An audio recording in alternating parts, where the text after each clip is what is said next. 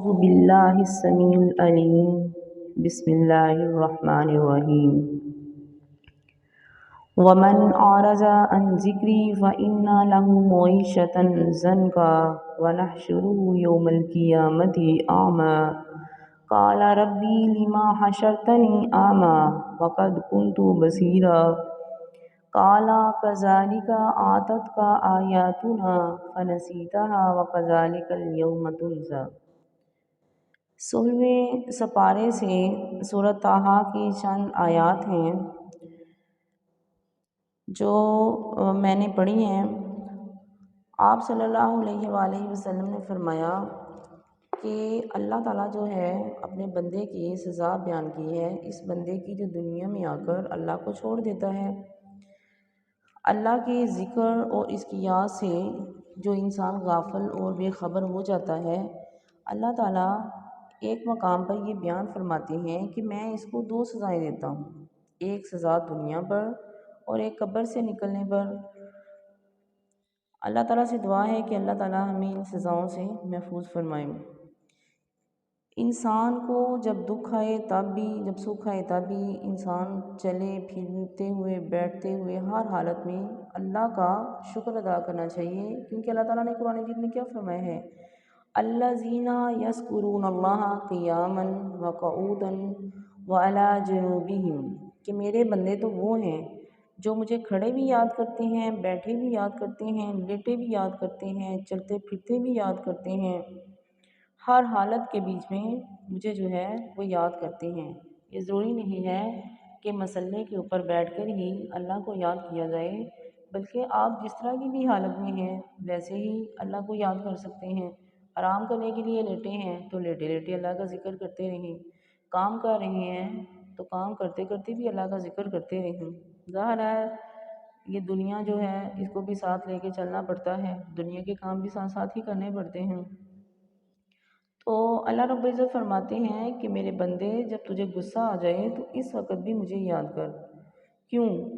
جب قیامت کے دن مجھے غصہ آئے گا میں اس وقت تجھے یاد کروں گا۔ یہ ایسا نہ ہو کہ اللہ تعالیٰ معاشی خوشحالی دے، انسان خوش ہو تو اللہ کا ذکر کرنا ہی بھول ہو جائے، ایسا نہیں ہونا چاہیے۔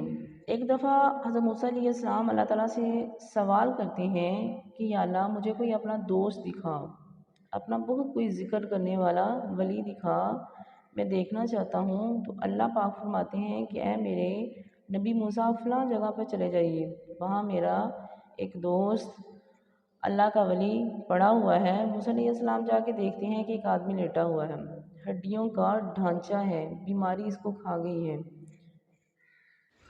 تو موسیٰ علیہ السلام کہتے ہیں یا اللہ کیا یہ تیرا ولی ہے؟ تو اللہ رب العزت فرماتے ہیں ہاں یہی میرا ولی ہے۔ موسیٰ علیہ السلام دیکھتے ہیں کہ اس میں ولیوں والی کون سی نشانی ہے، دیکھا کہ اس کے لب جو ہیں، اس کے ہونٹ حرکت کر رہے ہیں۔ موسیٰ علیہ السلام اس کے لبوں سے اپنا کان لگایا تو آواز یہ آ رہی تھی الحمدللہ، اللہ تیرا شکر ہے، تمام تعریفیں تیرے ہی لیے ہیں۔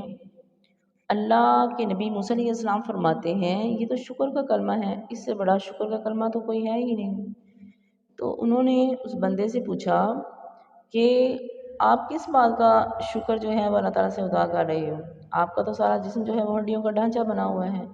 تو اس آدمی نے کہا کہ میری زبان بالکل درست ہے جس سے میں اللہ کا شکر ادا کر رہا ہوں، اگر میرا اللہ میری زبان کو کچھ کر دے تو میں کیا کر سکتا ہوں، تو میں کیوں اللہ کا شکر نہ ادا کروں کہ اللہ تعالیٰ نے میری زبان جو ہے محفوظ کی ہوئی ہے۔ حضرت نوح علیہ السلام جب کھانا کھاتے تھے تو اپنے منہ کے بیچ میں ہر لقمہ رکھنے کے بعد الحمدللہ پڑھتے تھے، اللہ تیرا شکر ہے۔ تو آسمان سے آواز آتی ہے قرآن مجید میں، اللہ تعالیٰ نے کہا کہ اگر تم لوگوں نے میرا عبدن شکورن بندہ دیکھنا ہے تو نوح علیہ السلام کو دیکھ لیجیے کہ وہ ہر لقمے کے اوپر کیا کرتے ہیں، اللہ کا شکر ادا کرتے ہیں۔ تو ہمیں کیا چاہیے کہ ہمیں بھی ہر حالت میں اپنے اللہ کا شکر ادا کرنا چاہیے۔ سبحان اللہ ہی، الحمدللہ ہی اور اللہ اکبر، یہ کلمات جو ہیں ہماری نظروں میں معمولی ہیں، لیکن یہ اتنے قیمتی کلمات ہیں کہ ایک دفعہ سبحان اللہ الحمدللہ پڑھ لیں تو زمین اور آسمان کا خلا سب نیکیوں سے بھر جاتا ہے۔ موسیٰ علیہ السلام اللہ تعالیٰ سے کہنے لگے، یا اللہ مجھے کوئی ایسا وظیفہ بتائیں جو میں کروں اور آپ راضی ہو جاؤ۔ اللہ پاک فرماتے ہیں کہ میرے موسیٰ نبی آپ لا الہ الا اللہ پڑھا کرو۔ حضرت موسیٰ علیہ السلام فرماتے ہیں، اللہ یہ کلمہ تو سارا کائنات پڑھتی ہے، سارے ہی لوگ پڑھتی ہیں، مجھے ایسا کلمہ بتائیں، علیحدہ کوئی انوکھا سا کلمہ بتائیں کہ جو میں پڑھوں اور آپ خوش ہو جائیں۔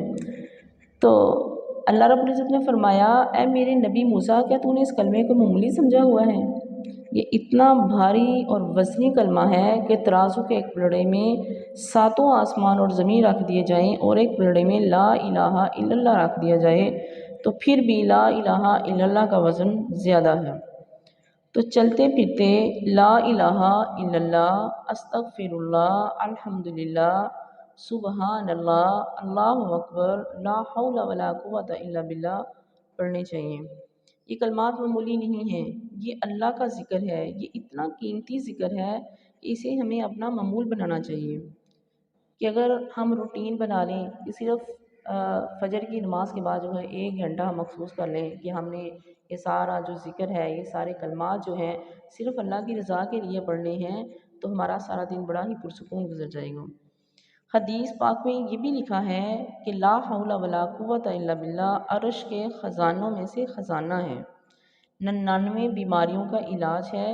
سب سے چھوٹی بیماری یہ ہے کہ اس بندے کو کبھی رزق کی پریشانی نہیں آ سکتی۔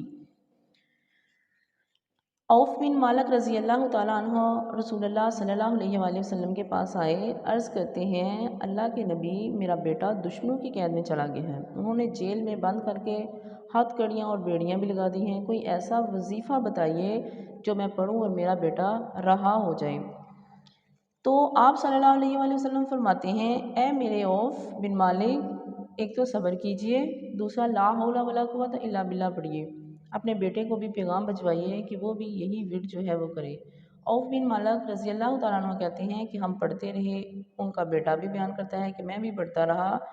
ایک دن میں نے دیکھا کہ میری ہتھ کڑیاں اور بیڑیاں کھلی ہوئی ہیں، پہرے دار سوئے ہوئے ہیں، ساتھ کھلے میدان میں 50 اونٹ کھڑے تھے اور 4000 بکریاں تھیں۔ میں نے وہ تمام اپنے آگے لگا لیں اور راتوں رات مدینہ پہنچ کر اپنی ماں کا دروازہ جا کھٹکھٹایا۔ والدین کو آواز آئی تو انہوں نے سمجھا کہ یہ آواز تو میرے بیٹے کی ہے، پھر فوراً ذہن بدلا کہ وہ دشمن کی جیل میں بند ہے۔ دروازہ کھولا تو سامنے بیٹا کھڑا ہے، بے شمار اونٹ اور بکریاں ساتھ ہیں۔ والدین کہتے ہیں، بیٹا تو اتنا مال کہاں سے لے کے آیا ہے؟ بیٹے نے ساری بات سنا دی۔ والدین نے سوچا پتہ نہیں یہ مال ہمارے لیے حلال ہے یا حرام ہے، اللہ کے رسول صلی اللہ علیہ وآلہ وسلم سے پوچھ لیں کہ یہ جائز ہے یا ناجائز ہے۔ ادھر یہ اللہ کے نبی صلی اللہ علیہ وسلم کے پاس پوچھنے کے لیے چل پڑتے ہیں، ادھر اللہ تعالیٰ آسمان سے قرآن مجید نازل کر دیتے ہیں، وَمَن يَتَّقِ اللَّهَ يَجْعَل لَّهُ مَخْرَجًا وَيَرْزُقْهُ مِنْ حَيْثُ لَا يَحْتَسِبُ۔ اللہ فرماتے ہیں کہ جو اللہ سے ڈر جائے، میں اس کے نکلنے کے لیے راستے بھی بنا دیتا ہوں اور روزی بھی وہاں سے دیتا ہوں جہاں اس کا وہم و گمان بھی نہیں ہوتا۔